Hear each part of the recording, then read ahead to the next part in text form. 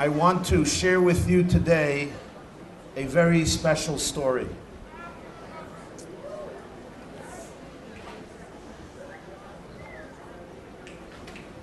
The story was told by the rabbi of a city called Elizabeth in New Jersey. His name was Harav Pinchas Teitz, Rabbi Pinchas Teitz of blessed memory, who was a great Talmud Chacham, a great rabbi, a well-known leader here in America. Now today, people make trips from America to Russia, from Russia to America very frequently. But for many, many years, you know, there was what they used to call the Iron Curtain between Russia and the rest of the world. It was very difficult to travel back and forth. People who lived in Russia usually could not get out. And if you wanted to make a visit, it was a very complicated procedure. Communism then was very powerful, and the communist regime in the Soviet Union had held its citizens in a very, very tough grip, and to visit could be very dangerous. One of the people who visited Russia in those difficult years was Rabbi Teitz. Rabbi Teitz knew that Lubavitch Chabad has an underground network in Russia. Already from the days, as you know, of the Rebbe Rayatz, and then continued by the Rebbe, there were underground secret schools, yeshivas, chadarim, mikvahs, shuls, svarim, get-togethers, farbrengens, all in secret. And the Rebbe had secret communication with many of his people in Russia, although it was kept completely confidential, because if any information would be exposed, the people could be severely punished. Even the letters were masked. The title that they used to use when they wanted to write a letter to the Rebbe was Zayda, to the grandfather. So that when the government, the censors, would read their letters, it was written to the Zayda, to the grandfather. So they didn't have a suspicion that it's being written to a Rebbe, and never mind Schneerson, who were not looked at very positively in Russia because of all the problems the Frierdiker Rebbe gave them. And there was nothing involved in spreading Yiddishkeit and religion, which was forbidden in communist Russia. So before Rabbi Teitz would go to Russia, he would always go into the Rebbe and receive from him requests or suggestions or instructions what to do, who to visit, what to bring to the country. Rabbi Teitz was not a chassid at all. But he was a close friend to the Rebbe, and he tried to help any way he can the Russian Jews, and in this case the Chabad Hasidim in Russia. Once, before such a journey, he went in to the Rebbe's room, and he informed the Rebbe that he is soon going to travel to Russia. And they spoke about different plans and different suggestions. And then the Rebbe said to him, I want to ask you for a favor. Sure. And the Rebbe took out a Tanya and says, please share this Tanya with the Hasidim that you will meet in Russia, and tell them that this Tanya I sent with you.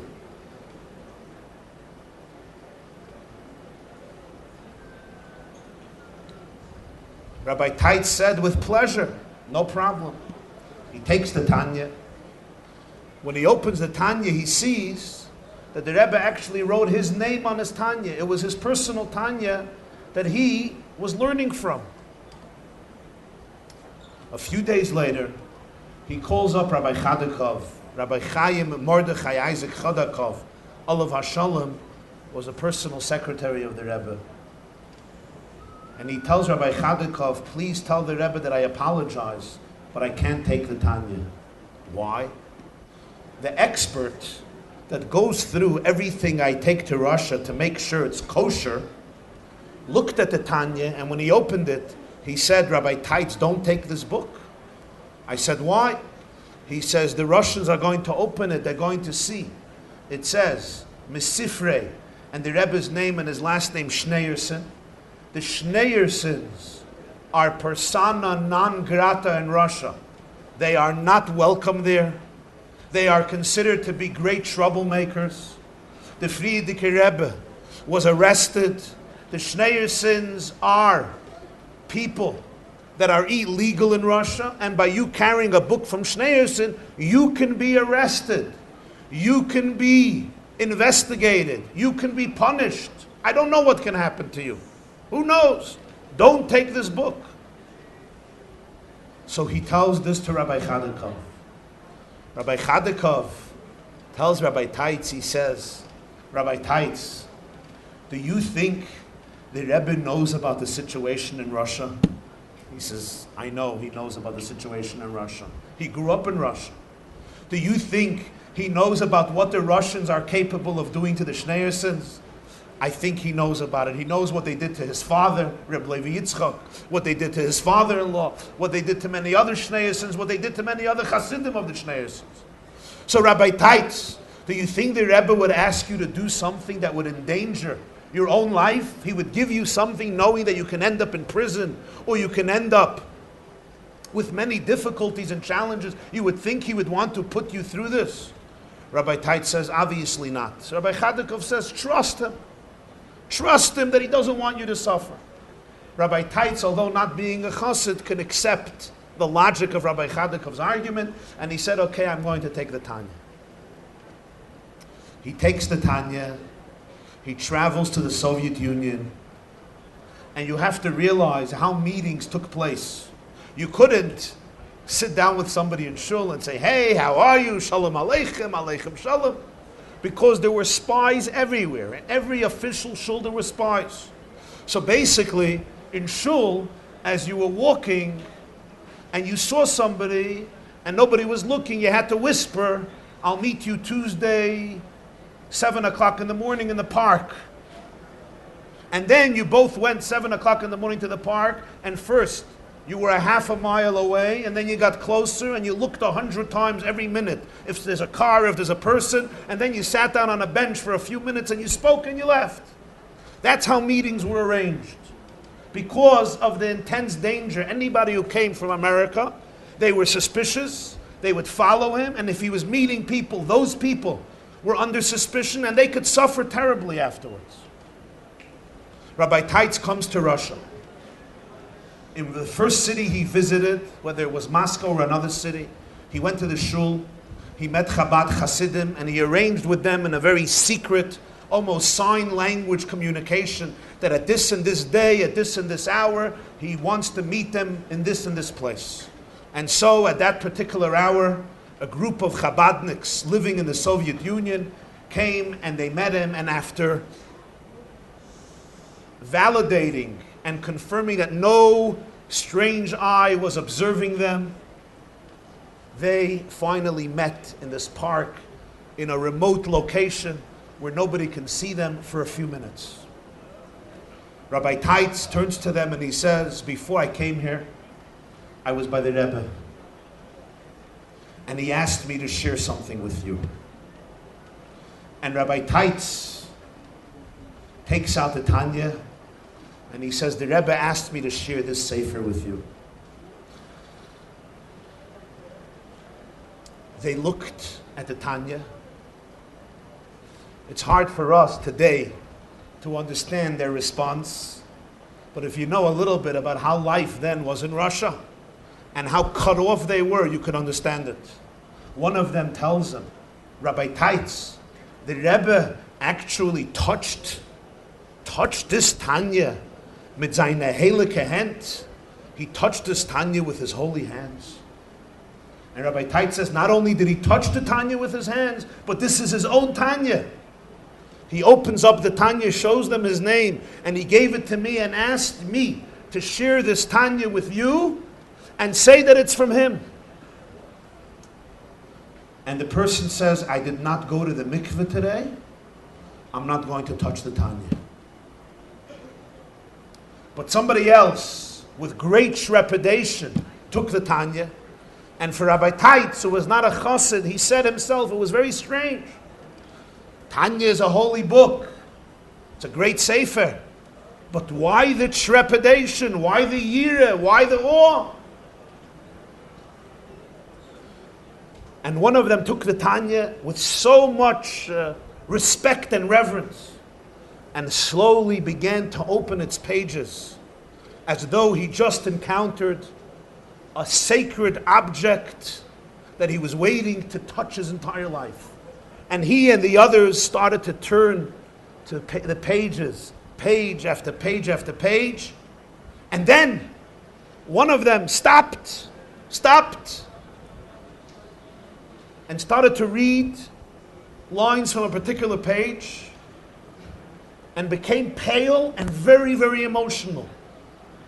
Rabbi Teitz says, what?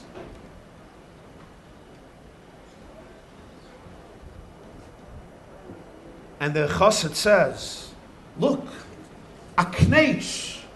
On this page is a kneich. You know what a kneich is? A kneich is a fold. You know, sometimes in a sefer you have a page that's folded. In Yiddish, this is called a kneich, or in English, a fold. One of the pages was folded. A kneich. So Rabbi Teitz says, okay, a kneich. You know, people that use svarim a lot, right? Sometimes they want to hold a place, so they make a kneich, they make a fold, they can come back there. Or if you just from frequent using, sometimes the pages bend or fold.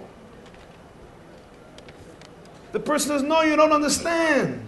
This is a fold because here is the answer from the Rebbe. He says, what answer from the Rebbe? And the man tells him, as you know, a little while ago, we heard the news that the government is accepting some requests of citizens for visas and passports and permission to leave the country. And the question was, should we apply for these visas? Because it's very risky in Russia. You can apply and strike lucky and leave. You can apply and then you're accused of being a contre-revolutionnaire, of being somebody who's opposed to the government, somebody who hates Russia, somebody who wants to leave, and you could be sent to Siberia for applying for a visa. So we did not know, should we apply, should we not apply? So we wrote a letter to the Rebbe, but there was no way you could send such a letter to New York. Should I apply for a visa to leave Russia? So what did we do? We wrote a letter and we put it into a Tanya. Here, in this Tanya is the answer. Look, the page is folded. Rabbi Teit says, where is there an answer? He says, read what it says in the Tanya. That page in Tanya, it said that when you confront, every person has in him negativity. Every human being has in him or her a Yetzer Hara. Every person in him or her has sometimes darkness. And when you see it coming out, what do you have to do? You have to run away as fast as possible. Run as fast as you can. The Chassid said, this is the answer. When you see evil is here and you could run. I have to apply for a visa. Rabbi Teitz was very, very suspicious. He's thinking to himself, this man is going to put himself in danger and apply for a visa to leave Russia because it says in Tanya that you have to run away from evil, and there's a fold on the page. He couldn't accept it. On the other hand, I'll speak loud. On the other hand, to tell the Jew not to apply for the visa, how can he take responsibility? Maybe this Jew will get out, and as a result of his suggestion, the Jew will remain stuck in Russia. So he decided, as the Gemara often says, Shev v'al tasa adif, better I'll be passive, I won't do anything. I won't say anything. He bids them farewell. He takes the Tanya and he goes on to the next city. In the next city, he once again meets a group of Chabad Hasidim. He arranges for a meeting with them in the park at a particular day, at a particular hour, and the story repeats itself. When nobody is looking, they sit down. He takes out a Tanya. He says, I was by the Rebbe and he gave me something special for you. They can't believe that it's the Rebbe's Tanya. One of them says, I wasn't in the mikveh, I can't touch it. Somebody finally takes it, starts turning the pages, goes further in the Tanya with tremendous yiras hakavod, tremendous respect. And suddenly the man stops short. And again he's very, very emotional. Rav Teit says, Was geschehen? The man says, look, the Rebbe's answer to me. What answer? He points to the page, he says, Akneich. He went to another page in Tanya that had a second fold. Rav Teit is thinking to himself, oh my God, what's going on here? What answer? And the man says, the same story. As you know, now people are applying. The question was to apply or not to apply. I knew I can't send a letter to New York. I put a question in the Tanya. And here is the answer. You say it's the Rebbe's Tanya. Here's the fold. What does it say there on that page in Tanya? In that page in Tanya it says that in life, sometimes you can take the negativity, the darkness, the Yetzer Hara, the evil that's in you, and transform it into goodness. You can change it around and use it for the good. Some things in your life you have to run away from. Some things in your life you could transform and use for good. Because even the greatest darkness that you have in your life has in it a spark of goodness. and you turn it around. This is my answer. The Rebbe is saying that somehow I have to remain here and transform my situation to the best of my ability into a positive experience. Not to run away, to remain in Russia. And Rav Teitz is thinking to himself, this Jew is not going to apply for a visa based on a fold on a page that the Rebbe probably made maybe 10 years ago when he was learning the Tanya. How can he think this way? He wants to tell him no.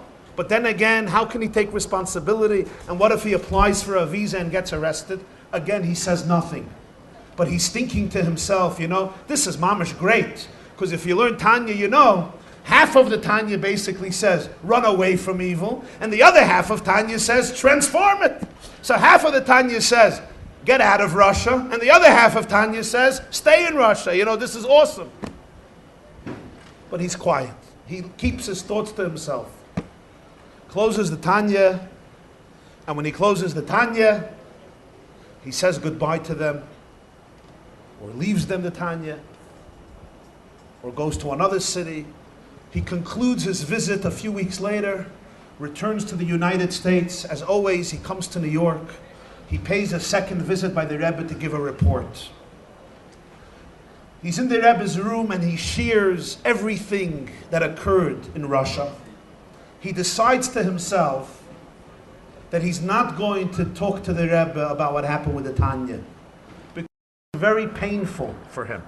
And he felt that the Rebbe is going to be very sad to know that because of the folds on the pages, these Jews decided to apply for a visa or not to apply for a visa. The Rebbe carries enough responsibility on his shoulders. Why burden him with these responsibilities that he might feel guilty, or he might feel upset, or he might feel agitated about that they're making such major decisions based on the knetch, based on the fold. So he decides not to bring up the topic. In the middle of the conversation, he sees that the Rebbe is looking to hear something. He doesn't know what, he's quiet. Finally, after they discussed everything, the Rebbe turns to him politely and he says, did you have a chance to take the Tanyas? They're conversing in Yiddish. So he says, yes. Did you have a chance to give it over to the Hasidim in the different cities that you visited? He says, yes. I showed them the Tanya. And then Rebbe looks at him and asks this question in Yiddish. He says, the Knetchen haben sie gesehen? Did they see the Knetchen? Did they see the folds on the pages? And that moment, Rabbi Teitz, who shared the story, said that moment he understood something of the relationship between a chassid and a Rebbe. Because sometimes a Rebbe communicates in words. Sometimes a Rebbe communicates in writing. Sometimes the Rebbe communicates through eyes. Sometimes the Rebbe communicates with a gesture of his arm or hand. And sometimes the Rebbe communicates through a knetch, through a fold in the page. No, yeah.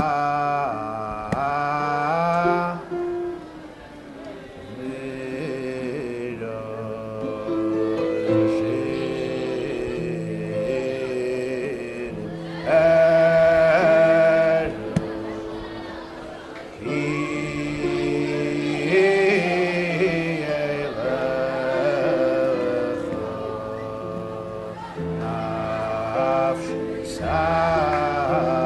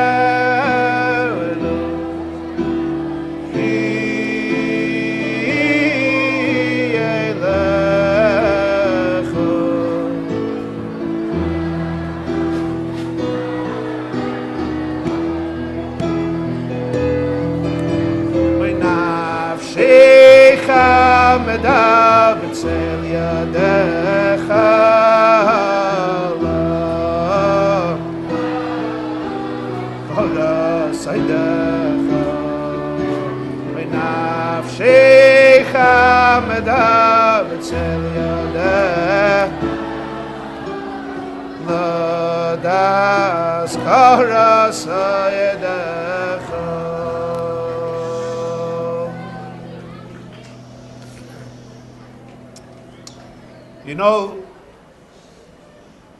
dear boys, I want to share with you another very special story.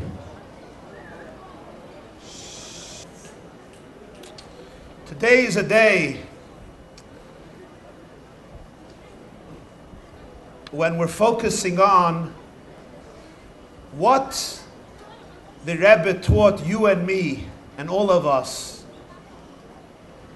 about our life, about our existence, about ourselves, about our responsibilities, about our gifts, about our privileges. And we don't have to look for a fold in a page, but rather, I sat in your place here for many years when I was your age and a lot younger, and had the privilege of hearing and being at many rallies, many kinusim, in which the Rebbe stood right here and addressed all the children. And what did he say? He said many things, but I want to focus on a few. Messages that you can take away, and you will take away for yourselves in your own heart and your own soul. Number one, I don't know if I could say this eloquently enough, but the love and the trust and the belief that the Rebbe had in you, in children, was indescribable. You know, lots of people, as you know, are annoyed by children, right? You ever hear somebody say, quiet, quiet, we need quiet in the room. Go play in another room. You ever heard that? Go play in another room. Go to the basement. Go outside and ride your bike. The Rebbe, Mamish, loved you. He loved children. He loved children with every fiber of his being. He loved children. He believed in children. He loved spending time with children. And he was happy around children and being with children. Because he believed so much in young people, in young boys, in young girls. Not only that, usually when you want to create an army, who do you create an army from? You create an army from tall, strong, trained soldiers. When the Rebbe wanted to create an army, who did he choose?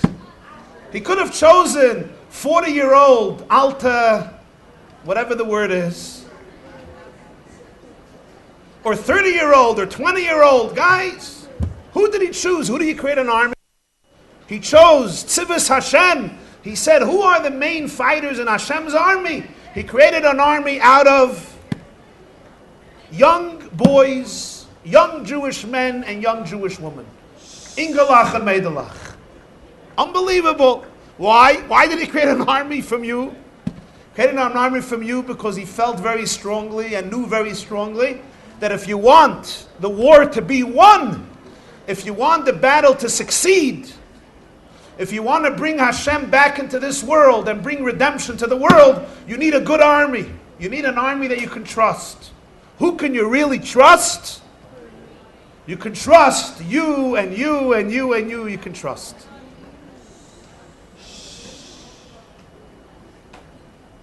So here's the story.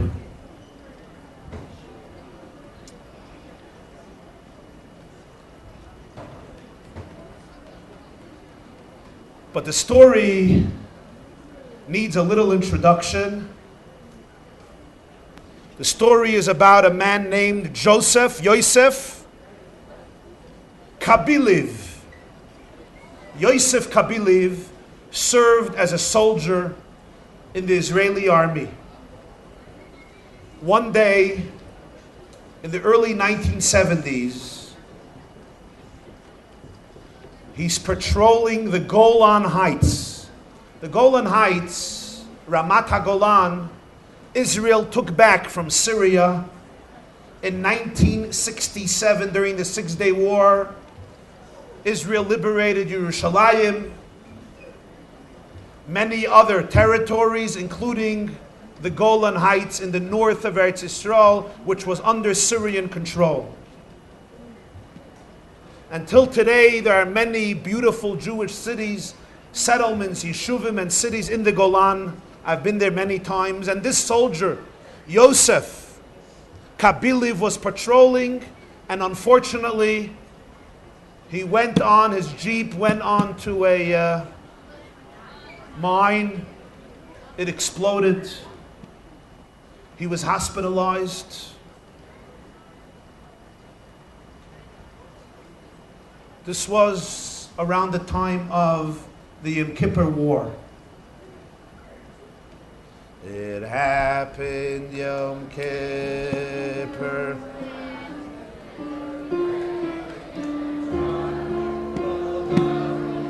The sergeant was saying, we need all our men to serve the man Hashem.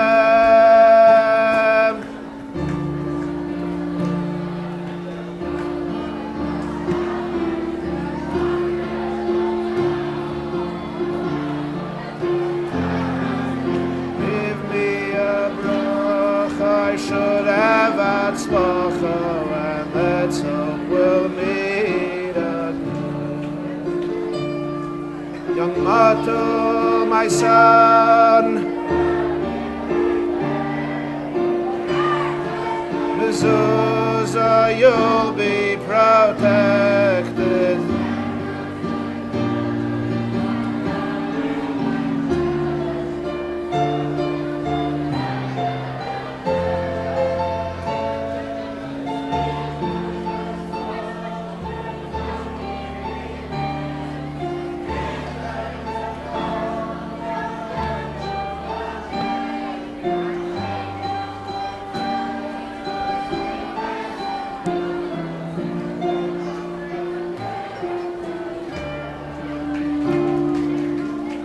Well, from all those young muttals that were drafted to war, this Yosef, was wounded badly, taken to the hospital, and when he woke up one morning in his hospital bed, it was the Rambam hospital in the city of Haifa. He remembered nothing of the circumstances that brought him into the hospital. All he felt was excruciating pain in his legs. But the discovery that followed was far more horrendous than the pain. He lifted up his sheet and he realized that both of his legs had been amputated.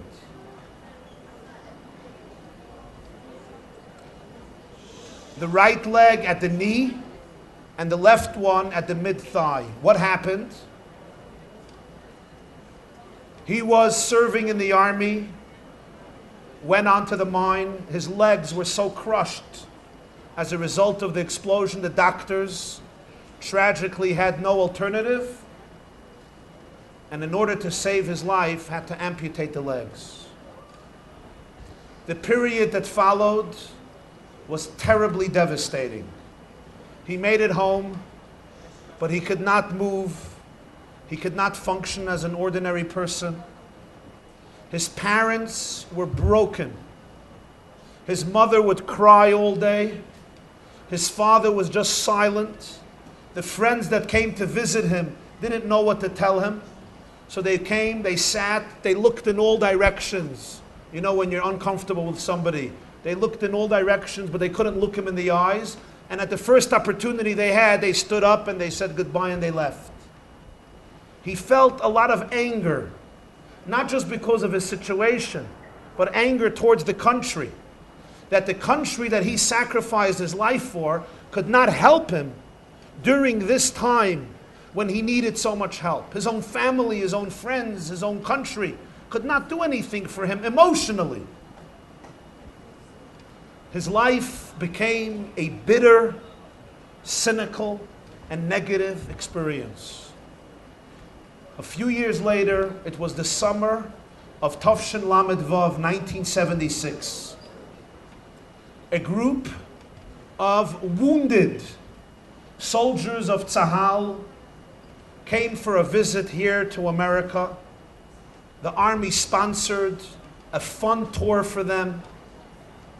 And one of the people organizing the tour suggested that as they come to New York, one of the places they should come visit is right here, this shul. And in the summer, the month of Tafshin Lamed Vav, around 150 wounded soldiers in wheelchairs came down here, downstairs in 770. They closed up the shul. And the wheelchairs lined up the whole that side of the shul. And the Rebbe came down to greet them and to speak to them. The Rebbe sat up there on the stage. The wheelchairs were set up. The Rebbe spoke to them in Hebrew, and he started by apologizing. He said, I'm going to speak Hebrew Bahavara Ashkenazis, like an Ashkenazi, with an Ashkenazic accent, so you'll forgive me. I'm not going to speak with a Sephardic accent because I'm not accustomed to it. I'm accustomed to an Ashkenazic accent. You know the difference? An Ashkenazic accent will be Ani medaber achshav. A Sephardic, Ani medaber achshav. And so many differences in accent, pronunciation.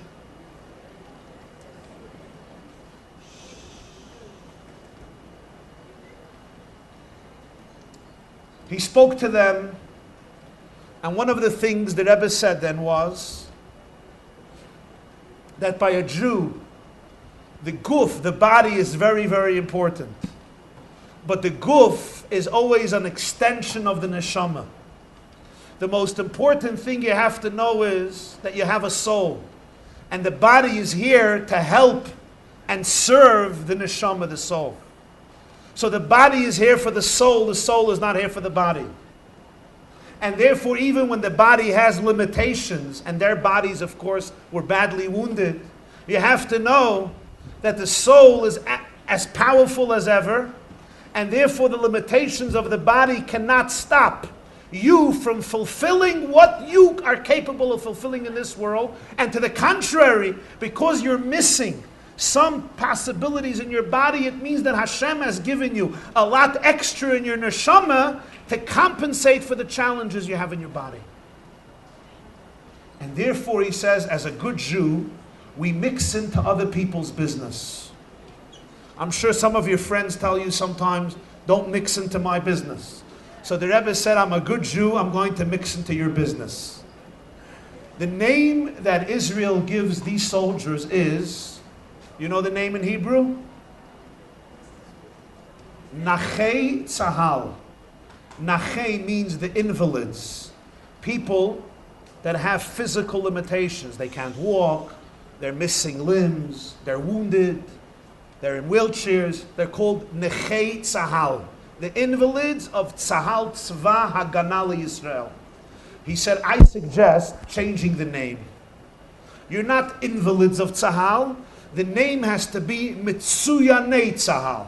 Mitsuyanei Tzahal means the exceptional of Tzahal. It's not just to make you feel good, you know, we're going to be nice, you're great. But it's true.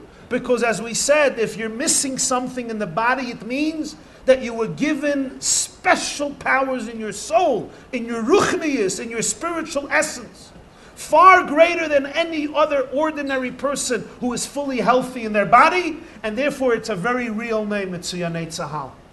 He spoke more, and then he said, I want to ask you permission to go over to each of you and give you $1 to give for tzedakah. And when the Rebbe finished the Sikha, usually people came up to the Rebbe to receive $1. Here he came down the steps, and in a very special moment, he walked over to every single wheelchair.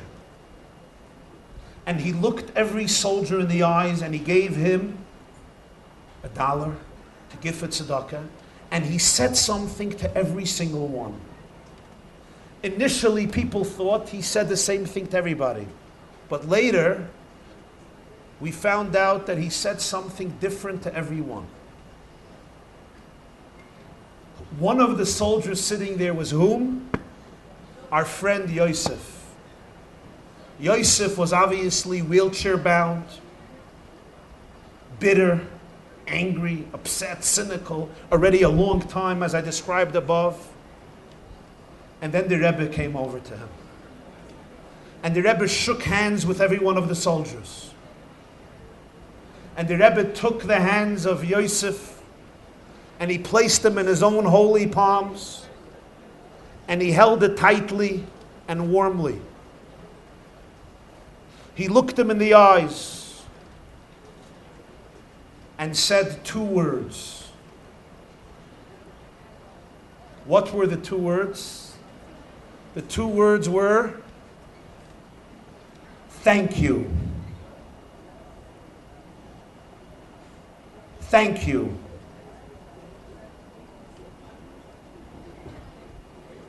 Or as we say in Hebrew, Todah. Todah Rabbah. Thank you very much. This was a thank you for what he did for the Jewish people. It was a thank you for the sacrifice he made for Eretz Yisrael and for Am Yisrael. And Yosef said, that's what I was waiting for. I was waiting for somebody to look me in the eyes and just say thank you. Thank you for what you have given. Thank you for your sacrifice. He shared the story a few years ago. He said that thank you took me back home to Israel and gave me a new lease on life. He's now a very successful real estate developer. And every morning when I wake up, he said, and I take a look at my body, and sometimes I feel that my life is over, my life is lost, I'm incapable of doing what a regular person should be able to do. I remember the gaze and I remember the thank you, and that gives me a new vitality, a new chayus, a new inspiration to move on.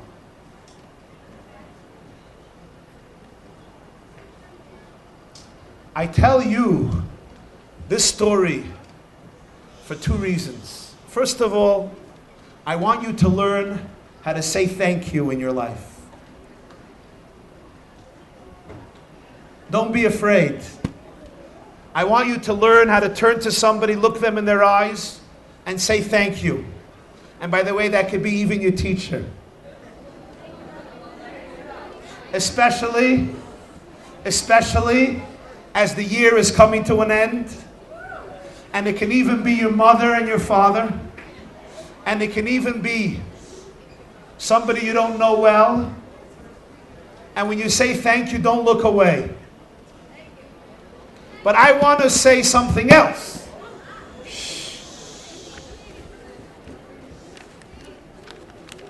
I want to say something else.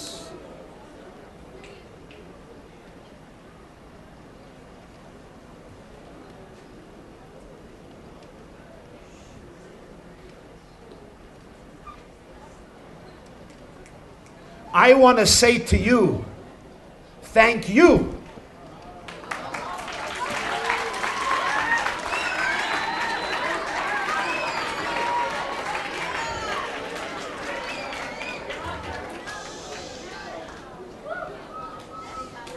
I want to say to each and every one of you sitting here,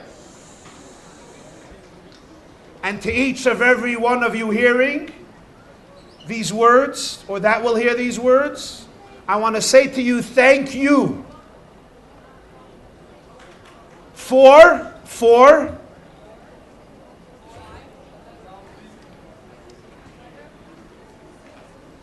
being who you are, for being on the front lines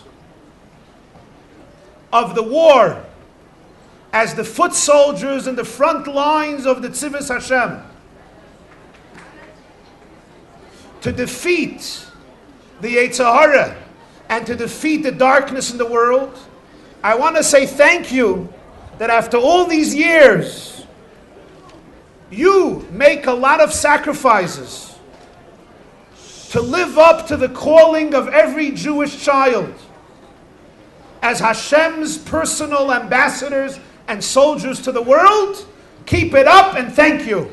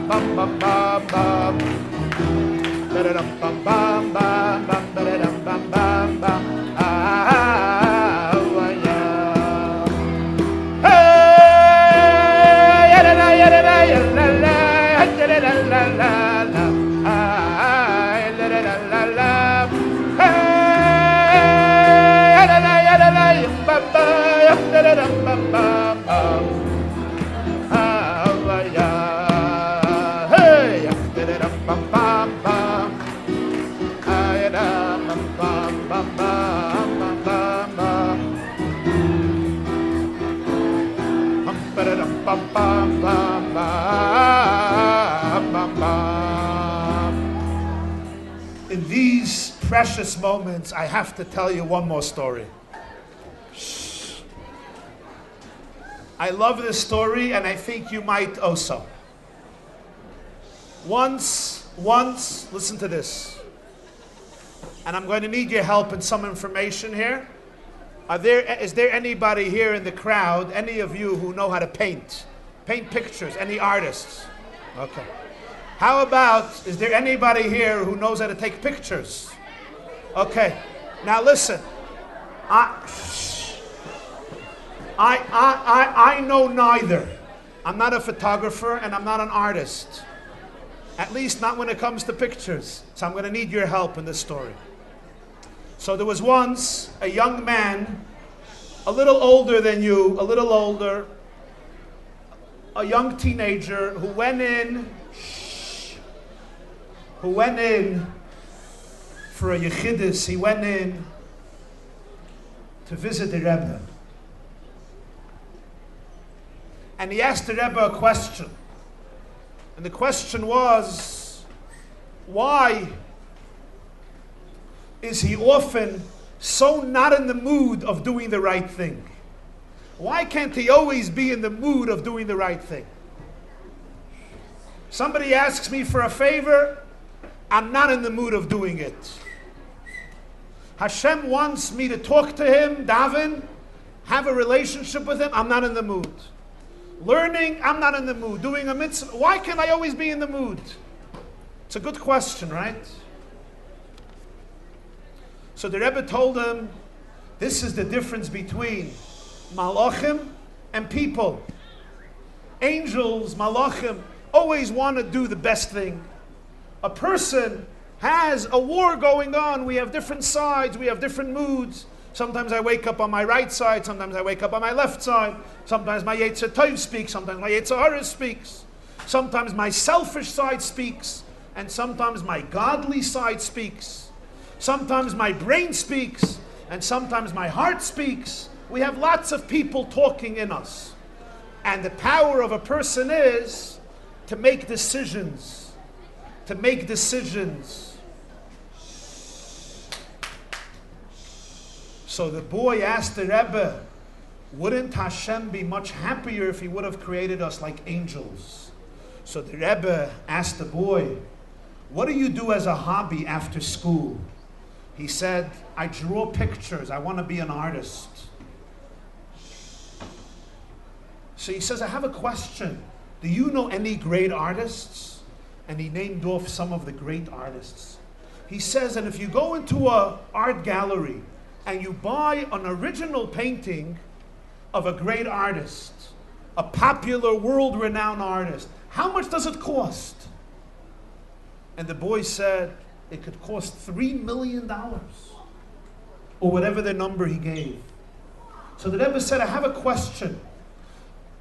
If you were to take a camera and go to that place where he drew the painting, let's say he draws the painting of children playing by the sand near a beach, and the sun is setting, and you went and you took a picture of the same scene, how much would that picture cost? He said 35 cents. It's called a postcard. So the Rebbe asked, now I have a question. Which is more accurate? The photo or the painting? Very well, thank you, the photo. She said, it's not fair. The photo is more accurate and it costs 35 cents. And the painting is less accurate, and it cost $3 million. Wo is Yosher? Where is justice? So the boy looked at the Rebbe and says, come on, let me explain this to you.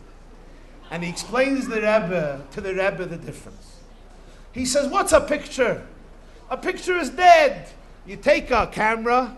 Today it's a digital. Then there was a regular camera with, you don't even know, Olav HaShalom. You had to develop the films in a dark room. It's a Chroina Levracha. You take a picture, and what is it? It's accurate, but it's dead. So it's 35 cents. A painting is not just a picture. The artist looks at it, and then he experiences it in his mind and his soul. And then he has the chush of taking the live experience and putting it on canvas. And he puts his whole soul and heart and genius into it. You have there his creativity, his depth, his ability, his art capacity. That cost $3 million. The Rebbe smiled and said, and that's the difference between angels and people. An angel always does the right thing. He always does everything accurately. He's like Hashem's photo. A person is Hashem's art. We don't do it accurately. We don't always get it right. But we have to put our heart into it. We have to make choices. Our soul is there. Our passion is there. Our heart is there. We have to choose. We sometimes have to struggle. Hashem looks at your life. This is a piece of art. It's worth 3 million and far more. So Kinderlach, I want to conclude and tell you this, and that is, if there's one great message the Rebbe taught always was, see your life as a piece of art, and see every moment of your life as a piece of art. Don't be perfect, but put your soul into your life. Put your heart into your life, because your life is a gift of art, and every decision you make is a gift of art to Hashem, a gift of art that will light up the world with your art and bring the Geula Shlema to our world. Thank you very much.